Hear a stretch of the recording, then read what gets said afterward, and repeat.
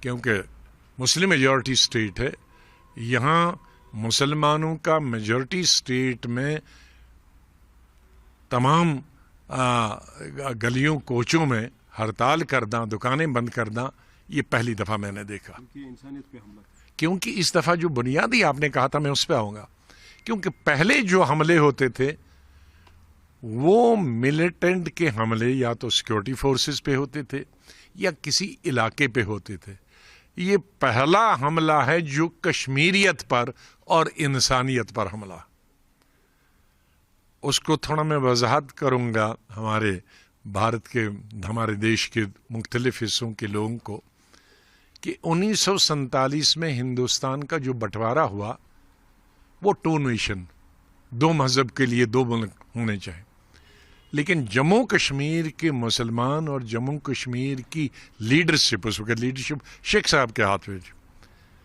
لیکن خالی شیخ صاحب اکیلے نہیں ہوتے، اگر لوگ ساتھ نہیں ہوتے تو وہ کیا کرتے.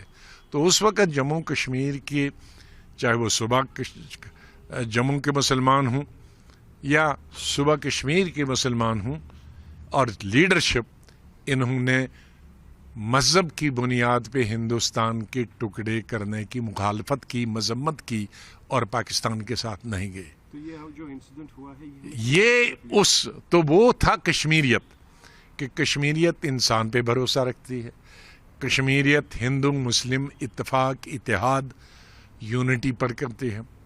تو آج جب 1947 میں پورے ہندوستان میں آگ لگی تھی ہندو اور مسلم فسادات، تو تب گاندھی جی نے کہا تھا، نواکھلی بنگلہ دیش میں اس وقت قتل و غارت ہوئی تھی، ہمارے جموں صوبہ میں قتل و غارت ہوئی، کشمیر میں نہیں.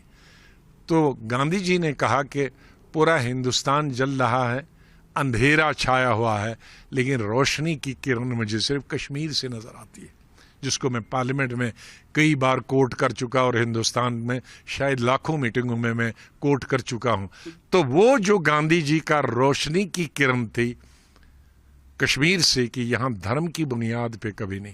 تو آج اگر کسی ملیٹنٹ نے یہ پوچھا ہے تمہارا مذہب کیا ہے، اور مذہب پوچھ کے اس کو مار دیا ہے، تو اس کا مطلب ہے پاکستان سپانسرڈ ملیٹنٹس نے آج ہمارے انسانیت پر اور ہماری کشمیریت پر وار کیا ہے. اور شاید یہی وجہ ہے کہ جموں کشمیر کا مسلمان آج اپنے آپ سے کھڑا ہوا ہے کہ بہت ہو گیا. ہم نے دیکھا آپ کو 70-50